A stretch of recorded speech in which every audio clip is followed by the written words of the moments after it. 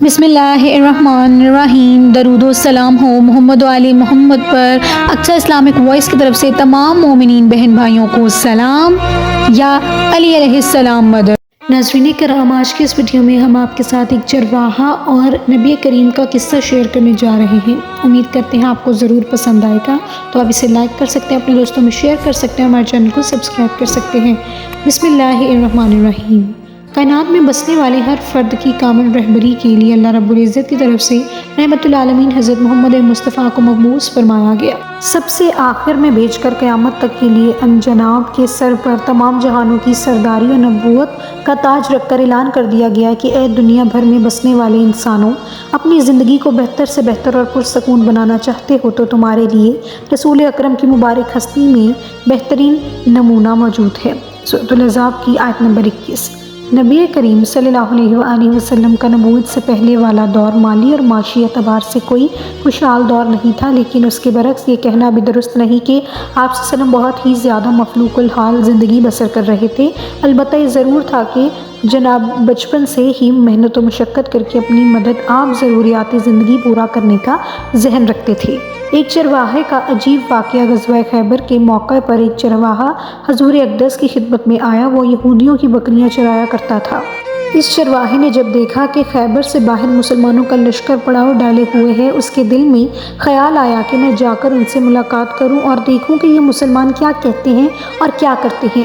چنانچہ بکریاں چراتا ہوا مسلمانوں کے لشکر میں پہنچا اور ان سے پوچھا کہ تمہارے سردار کہاں ہیں؟ صحابہ کرام نے بتایا کہ ہمارے سردار حضور اکرم اس خیمے کے اندر ہیں۔ پہلے تو اس چرواہے کو ان کی باتوں پر یقین نہیں آیا۔ اس نے سوچا کہ اتنے بڑے سردار ایک معمولی سے خیمے کے اندر کیسے بیٹھ سکتے ہیں۔ اس کے ذہن میں یہ تھا کہ جب آپ اتنے بڑے بادشاہ ہیں تو بہت ہی شان و شوکت اور ٹھاٹ باٹ کے ساتھ رہتے ہوں گے، لیکن وہاں تو کھجور کے پتوں کی چٹائی سے بنا ہوا خیمہ تھا۔ خیر، وہ اس خیمے کے اندر آپ سے ملاقات کے لیے داخل ہوا اور آپ سے ملاقات کی اور پوچھا کہ آپ کیا پیغام لے کر آئے ہیں اور کس بات کی دعوت دیتے ہیں۔ حضور اقدس نے اس کے سامنے اسلام اور ایمان کی دعوت رکھی اور اسلام کا پیغام دیا۔ اس نے پوچھا کہ اگر میں اسلام کی دعوت قبول کر لوں تو میرا کیا انجام ہوگا اور کیا رتبہ ہوگا؟ حضور اقدس نے فرمایا کہ اسلام لانے کے بعد تم ہمارے بھائی بن جاؤ گے اور ہم تمہیں گلے سے لگا لیں گے۔ اس چرواہے نے کہا کہ آپ مجھ سے مذاق کر رہے ہیں، میں کہاں اور آپ کہاں؟ میں ایک معمولی سا چرواہا ہوں اور میں ایک سیاہ فام انسان ہوں۔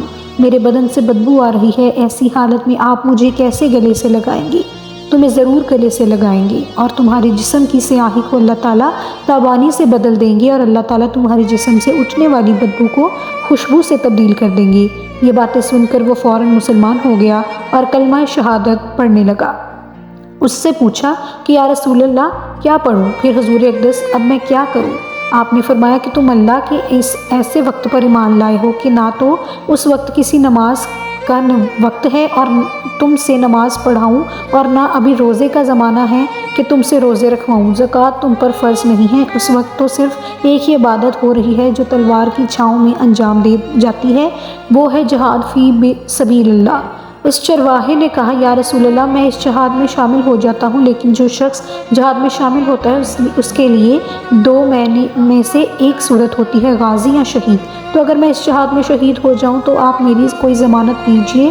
حضور اکرم نے فرمایا کہ میں اس بات کی ضمانت لیتا ہوں کہ اگر تم اس جہاد میں شہید ہو گئے تو اللہ تعالیٰ تمہیں جنت میں پہنچا دیں گے اور تمہارے جسم کی بدبو کو خوشبو میں تبدیل فرما دیں گے اور تمہارے چہرے کی سیاہی کو سفیدی میں تبدیل فرما دیں گے۔ چونکہ وہ چرواہا یہودیوں کی بکریاں چراتا ہوا وہاں پہنچا تھا، اس لیے حضور اقدس نے فرمایا کہ تم یہودیوں کی جو بکریاں لے کر آئے ہو ان کو جا کر واپس کر آؤ، اس لیے کہ یہ بکریاں تمہارے پاس امانت ہیں۔ اس سے اندازہ لگائے کہ جن لوگوں کے ساتھ جنگ ہو رہی ہے، جن کا محاصرہ کیا ہوا ہے، ان کا مال غنیمت ہے، لیکن چونکہ وہ چرواہا بکریاں معاہدے پر لے کر آیا تھا، اس لیے انہوں نے حکم دیا کہ پہلے وہ بکریاں جا کر واپس کرو، پھر آ کر جہاد میں شامل ہونا۔ چنانچہ اس چرواہے نے جا کر بکریاں واپس کی اور واپس آ کر جہاد میں شامل ہوا اور شہید ہو گیا۔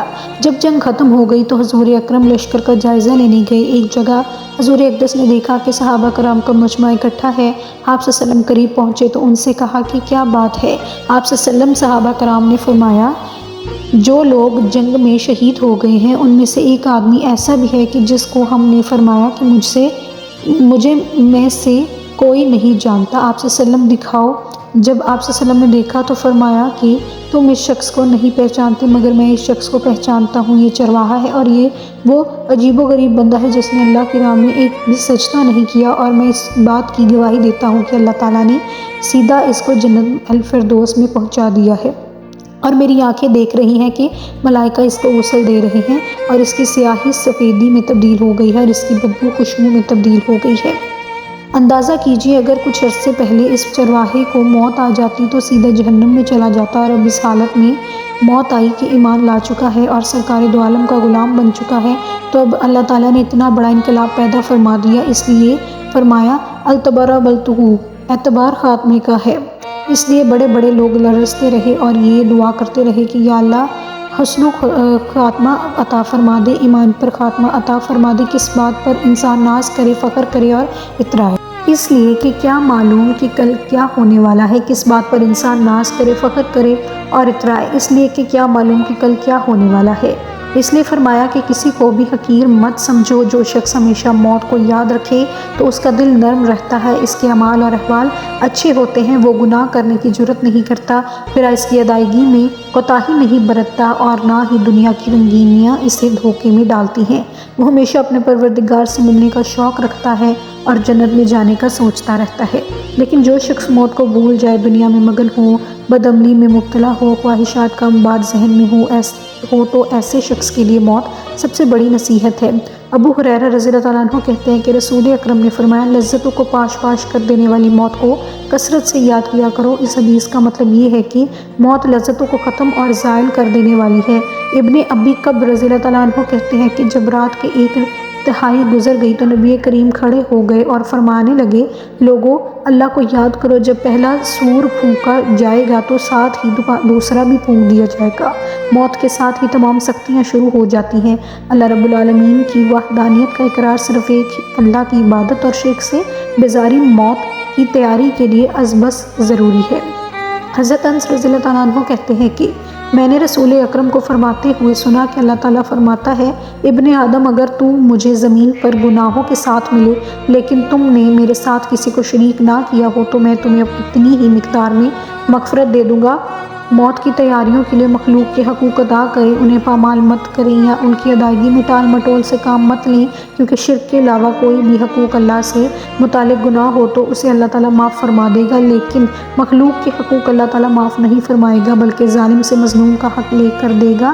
موت کی تیاری کے لیے وصیت لکھ کر رکھیں اور اس میں کسی قسم کی غلطی مت کریں۔ موت کی تیاری کچھ اس انداز سے ہو کہ کسی بھی وقت موت کے لیے انسان تیار رہے۔ حقیقی سعادت مندی اور سب سے بڑی کامیابی یہ ہے کہ انسان کا خاتمہ بالخیر ہو۔ حدیث میں ہے کہ اعمال کا دار و مدار ان کے خاتمے پر ہوتا ہے۔ معاذ رضی اللہ تعالیٰ کہتے ہیں کہ رسول اکرم نے فرمایا جس شخص کی آخری بات لا الہ ہوئی تو وہ جنت میں داخل ہوگا، اس لیے فرمایا کہ کسی کو بھی حقیر مت سمجھو۔